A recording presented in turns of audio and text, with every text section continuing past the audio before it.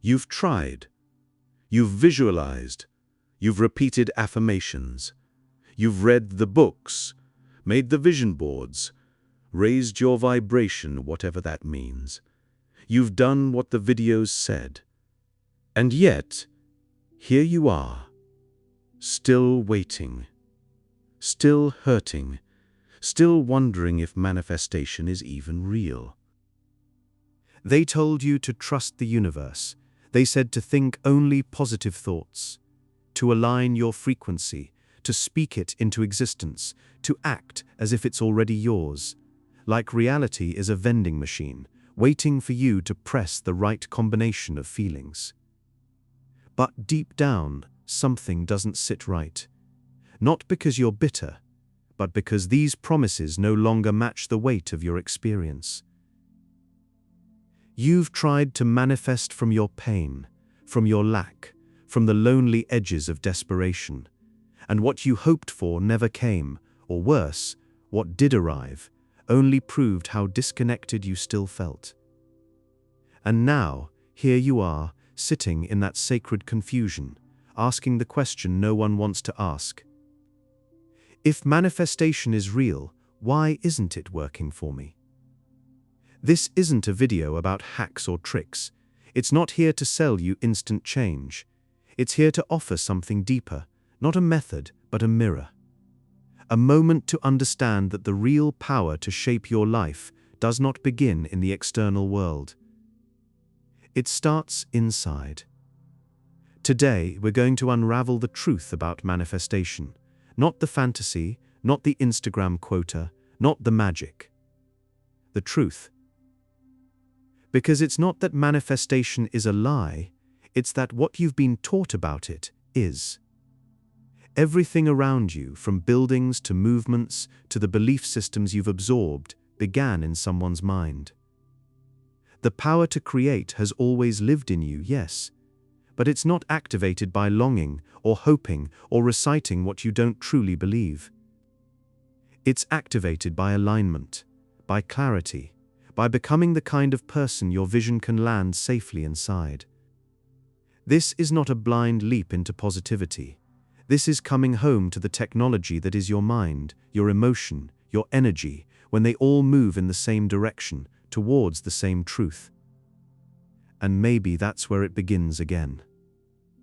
Not in wishing, but in choosing. Not in control, but in coherence. Not in shouting at the sky, but in listening to the silence within. There's a reason people fall for the lie. There's a reason you did too, because it's a beautiful one. The idea that just by thinking the right thoughts, you can reshape your entire life, it offers hope in a hopeless place. It makes you feel powerful when everything outside you seems out of control. And who wouldn't want that? You watched people talk confidently about their quantum leaps, they lit candles, they said the words, and apparently the universe rearranged itself just for them, so you tried. Desperate but willing. You were told the problem was your mindset, that you weren't manifesting hard enough, that you had to act as if, that maybe your inner child was sabotaging your vibration, or your lack of gratitude closed some cosmic portal. And so you sat there, alone, trying to rearrange the furniture of your mind while your heart was still aching. This is what nobody tells you. That trying to manifest from a place of fear is like planting seeds in concrete. Nothing roots, nothing grows, nothing sticks. It's not that you weren't trying hard enough, it's that no one ever taught you the difference between desire and coherence. Desire screams, I want this, now. I want love, I want peace, I want stability. But the rest of you, the part holding on to doubt, pain, old stories, fear that you don't deserve what you're asking for, that part whispers back. It's not safe. You're not ready. This never works. And the universe listens to the whisper, not the scream. We've been told manifestation is a performance, a spell, a strict script, a ritual checklist. But it was never supposed to be that. It's not about scripting your perfect day 55 times.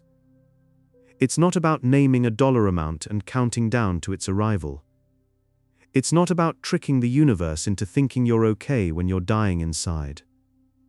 It's about becoming internally congruent with what you're asking for. So your signal isn't fractured by doubt or desperation or drama, but clean, clear, alive. They told you to visualize, they should have told you to integrate. Because when your desire says, "I'm ready," but your nervous system says, "I'm still scared," the vibration doesn't match, and nothing moves. That's not your failure, that's just a fractured self, longing to be heard. So what is manifestation? If it's not magic, not universal vending machines or mirror affirmations or lucky numbers, then what are we really talking about? We're talking about your inner world, the thoughts, emotions, beliefs, intentions, and signals that shape not just your perception of life, but how life moves in your direction. Manifestation isn't the act of asking, it's the act of becoming. It's the process of aligning every part of you, your thoughts, your emotions, your energy, your actions, toward a single coherent direction. Not for 5 minutes, not just during meditation, continually, internally, repeatedly. What you hold on to inside is what you become available for on the outside. Not because there's a law forcing the universe to obey you, but because your perception becomes a filter for what you allow, what you notice, what you believe is possible.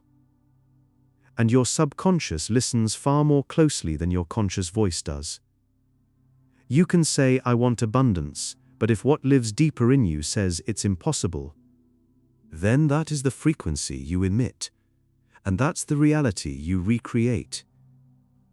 Imagine your mind is a wishing tree, quiet, powerful, always listening.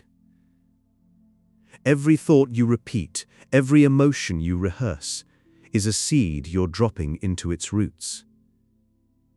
Some people plant beauty, others plant fear, and whatever you water will grow. That's your mind. There's an old story from yogic philosophy about a man who unknowingly sits under a wishing tree. And what happens to him is the perfect tragic example of this in action. I'm going to tell you that full story a little later on. Most people don't realize they're living in the shadow of their own unconscious tree, constantly planting thoughts of fear, disconnection, failure, and then wondering why those experiences keep showing up. Not because they were doomed, but because they were feeding ghosts and forgetting to water anything real. Manifestation is not an act, it's not a trick, it's an atmosphere. It's what happens when you stop fighting yourself long enough for what you deeply desire to find a place to land. Not through force, but through coherence. So how do you manifest truly? If it's not about scripting or chanting, if it's not about obsessively visualizing or pretending to feel something you don't, what's left? Alignment, clarity, direction. The real process of manifestation is not about attracting what you want. It's about removing your resistance to becoming who you need to be in order to hold it. Because when you're divided inside, when part of you wants something and another part is afraid of it, doubts it, pushes it away, you don't create, you fragment. So here it is. No hype, no secret. The process begins in silence. 1. Know what you truly want. Not impulsively, not what looks good online, but what feels like home when you close your eyes. Is it love? Safety? Creative flow? Remove the layers of should. You can't manifest what isn't yours. Ask yourself, if no one was watching, no one was judging, what would I ask for? 2. Stop asking out of lack. You are not begging. You are not waiting for permission. You're choosing, fully, softly, clearly. That's the energy, not please save me, but this is what I will create, because it's who I'm becoming. 3. Bring your mind, emotion, and action into agreement. Most people think one thing, feel another, and do something completely different. One part is excited, one part is terrified, one part is in denial. That's why nothing moves. When your thoughts, your emotions, your breath, your actions all move in the same direction, the energy builds. And the world notices, not because it owes you anything, but because the signal finally makes sense. 4. Stop waiting, start acting as aligned you. Not fake confidence, not forced motivation, pure, simple actions that match who you say you are becoming. You want connection? Make the call. You want abundance? Show up to the opportunities you'd normally avoid. You want healing? Remove the people, the patterns, the punishments you keep cycling through. You don't need to be perfect. You need to be consistent. 5. Let the results go, but hold the frequency. You won't see it tomorrow. This is not fast food for the soul. But if you practice this quiet, focused, gentle, stubborn alignment, you'll feel something shift. The doubt will visit less, the outside will distort less, and what once felt like impossibility will feel soft, even close. That's the power of becoming coherent.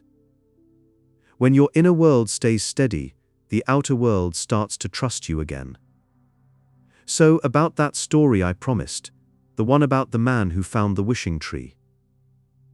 It's a simple one, but it holds more power than any secret law or viral technique you'll see online. A man once wandered through a strange forest. Tired and disoriented, he stumbled across a clearing, peaceful, warm, untouched. Not knowing where he was, he sat beneath the shade of a large tree and rested. What he didn't know was that this was no ordinary tree. This tree was a kalpavriksha, a wishing tree. A tree said to grant any thought that passed through your mind. So he sat down, exhausted, and thought, I wish I could eat something delicious. Instantly, food appeared, hot, fragrant, perfect. He was amazed. Maybe I'll have something to drink, he thought. And again, glasses arrived, filled with everything he loved. Wines, juices, cool waters, ecstasy. Satisfied, he leaned back. But then, his mind wandered, like minds do. This is strange. I didn't see anyone bring the food. What if there are spirits here, ghosts? He shivered. Suddenly, the wind shifted. And yes, ghosts appeared, surrounding him. He panicked. They're going to hurt me, torture me. They did. Shrieking, he thought, I'm going to die here. And so he did. The tree didn't judge. It didn't filter good from bad, fear from joy. It simply reflected what was already moving inside him. And so does your mind. You sit beneath your own wishing tree every day, thinking, desiring, fearing, doubting. And while you chant and visualize and script your future, your subconscious is quietly leaking your fear back into the ground. This is why you don't just manifest what you want, you manifest what you are. If your inner world is scattered, full of contradictory signals, held together by hope but drenched in fear, then the life you create will mirror that chaos. If you are unclear, your creations will be uncertain, incomplete, fragmented. If you ask with one hand and cancel with the other, nothing will arrive. Not because the universe is cruel, but because it's listening too closely. Think of how many times you've planted a pure desire only to dig it up 2 days later out of doubt. Think of how many times you've planted a pure desire only to dig it up 2 days later out of doubt. How many times have you started walking toward what you wanted, only to hesitate, rethink, retreat, and wonder why it never came? Your mind is the tree. Your heart is the soil. What are you feeding it? No affirmations can override incoherence. No ritual can transmute confusion into creation. You manifest what you believe you deserve, even if you've never said it aloud. The man who died beneath the wishing tree wasn't punished. He wasn't cursed. He simply didn't realize that life was giving him exactly what he believed in the most. So ask yourself, what is being quietly believed in me right now? And will I have the courage to change it from the inside? You're doing the work. You're meditating, visualizing, repeating affirmations. You're journaling your goals, scripting your dream life. You're even speaking in the present tense and burning bay leaves under the full moon. And still, nothing. No shift, no sign, no arrival. And you think, maybe I don't believe enough. Maybe I'm blocking it. Let me be honest. You are. But not because you're weak, not because you're too low vibe, not because you don't deserve what you want. You're blocked because your signal is too fragmented to be heard.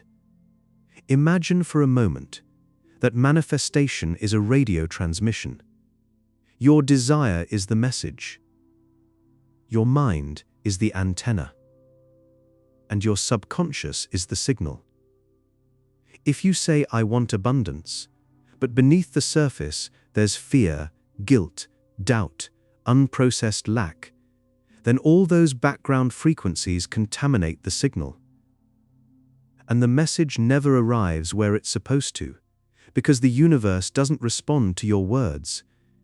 It responds to your coherence. You can't scream, I believe, while secretly whispering, but I'm scared. You can't say, I'm ready to receive and hide emotionally in a corner, because on some level, you still feel unworthy. This is the sabotage we almost never see. Desire without integration. Part of you wants partnership, and another part is terrified it will abandon you. Part of you wants money, but part of you thinks having it would make you greedy, unsafe, or different from the people you love. Part of you wants success, but a quieter part fears visibility, pressure, failure. And so, without even knowing it, you unconsciously say no to the very thing you're asking for, because something deeper believes having it would hurt you. That's why nothing moves. And this is where most people give up. They try, they wait, nothing changes, and they say, see, manifestation doesn't work. But it does, just not when your internal system is at war with itself. Your subconscious is not a servant. It's a repeater. It reflects, amplifies, and returns what you repeat consistently. And your thoughts are only part of the equation. What matters more is what you feel when no one is watching. The thoughts you don't listen to, but that still hum inside your body like background static. The ancient fears you inherited from family, culture, religion, all still shaping your definition of possible. That's the scattered signal. That's why the life you want doesn't recognize you yet. Because from one moment to the next, you shift. You show up excited and sneak away discouraged. You pray and doubt the second it leaves your lips. You trust the process until it takes 3 seconds too long. That's not just impatience, that's incoherence. No force on earth can give you what you consciously want while your energy is unconsciously divided. And fixing this isn't about doing more. It's about finally tuning in to yourself with honesty, with clarity, with compassion. Because once you stop confusing the signal, once you clear the interference, you don't have to scream for desires to arrive. They'll whisper to you first, then echo, then land. Here's the truth no one wants to say out loud. Manifestation doesn't begin when things start showing up.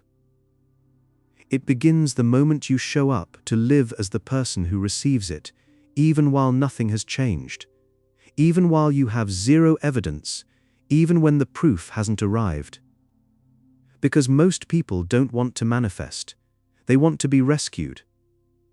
They're not practicing alignment, they're bargaining with the universe. They say, I'll feel whole when I get what I want. I'll believe when I see the result. I'll trust when life gives me a sign. But high-frequency creation doesn't work on contracts, it works on commitment. Because what you manifest doesn't just come to the person you are today, it comes to the version of you who stays steady in the silence. The one who already lives, moves, and responds from a place of wholeness before there's proof. It's not about faking it, not about pretending you're confident, perfect, healed. That's not alignment. That's acting. Manifestation is not pretending, it's preparing. It's letting life know, I've made space. I've become the version who's ready to hold what I once had to chase. This is why your actions matter. Not because they impress the universe, but because they integrate your intent. Think about it. What does someone do when they truly believe love is coming? They stop begging for it. They stop proving their worth. They start being more loving toward themselves. What does someone do when they truly believe abundance is arriving? They stop grasping for it. They spend more wisely, more freely, more generously. Not recklessly, but courageously. And what does someone do when they believe they are enough? They stop waiting. True manifestation is when you live your future as a present integrity, not a future fantasy. You become peaceful, not because you got what you wanted, but because you're now guided by something deeper than reaction. You take steps each day, not because you're desperate for outcome, but because you want to stay connected to the version of you that already chose this. That's why it works. Not because you tricked destiny, but because you became vibrationally aligned with a life that finally had a place to land. You want to manifest? Then become the kind of person who can hold what you're asking for without breaking. Not in fantasy, but in action. Hold yourself like you would hold your desire, with belief, with patience, with attention. Become the vessel, not the plea. And suddenly, your life starts moving not because you forced it to, but because it finally had a road with no blocked turns. That's the power of self-commitment. You don't need to announce it, the shift, the alignment, the slow, silent return to your own center. This is the part of manifestation no one glamorizes. Because it's not flashy. It doesn't look good on camera. There's no lightning strike. No, I manifested this compilation. There is only quiet. You moving a little differently. You thinking with more spaciousness. You no longer leaking energy into worry, or over-explaining, or chasing. Because something in you stopped waiting. Something in you settled. This is what coherent energy feels like. It doesn't push, it doesn't beg. It holds. It lives as a steady frequency, anchored in truth, not urgency.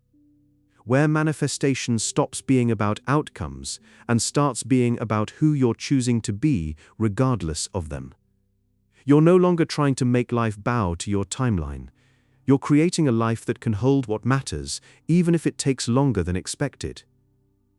And ironically, it's often here, in the stillness, after you've stopped grasping, that the first changes arrive. Not loudly, but intimately. Subtle opportunities. People showing up differently. Ideas that feel clean, clear, alive. Paths reappearing that once felt blocked. Not because you hacked the matrix, but because you became signal, not static. So no, manifestation doesn't look like magic. It looks like integrity, repeated. It looks like surrender, lived. It looks like presence, honored. You begin again each day, not by demanding the dream be delivered, but by choosing to live as though it's already breathing inside you. And one day, you'll look back and realize, you didn't just bring something into being, you became someone who no longer had to force life to prove itself, because it already was. It starts inside, not with the universe moving around you, but with you choosing to move as someone whole, someone clear, someone real. And that kind of energy, it doesn't chase, it calls. If you want to go deeper, not into the fantasy of getting whatever you want, but the sincere practice of aligning your inner world with truth, there are a few voices I trust. Not because they promise miracles, but because they teach responsibility, clarity, power without performance. Start with these books. Titles will be in the description below. The Power of Your Subconscious Mind by Joseph Murphy. Feeling is the Secret by Neville Goddard. The Biology of Belief by Bruce H. Lipton. The Master Key System by Charles Hanail. The Silver Mind Control Method By Jose Silva. These are not answers, they're mirrors, and they'll hold you to a higher standard, the one that already lives inside you. It starts inside because everything you are waiting for on the outside must first trust who you are becoming on the inside. Not a trick, not a shortcut, but a decision. A decision to stop outsourcing your power to timelines, techniques, or teachers, and to begin living from the place where desire is quiet, but steady. You don't need a sign, you don't need another method. You needed to remember that the energy that creates worlds is already inside you, if you organize it. So instead of asking, when will it come, try asking, what version of me does it already belong to? And walk toward them. If this message spoke to something true in you, consider liking the video, subscribing to the channel, and leaving your thoughts in the comments. And if you know someone who needs to hear this, feel free to share it. See you in the next video.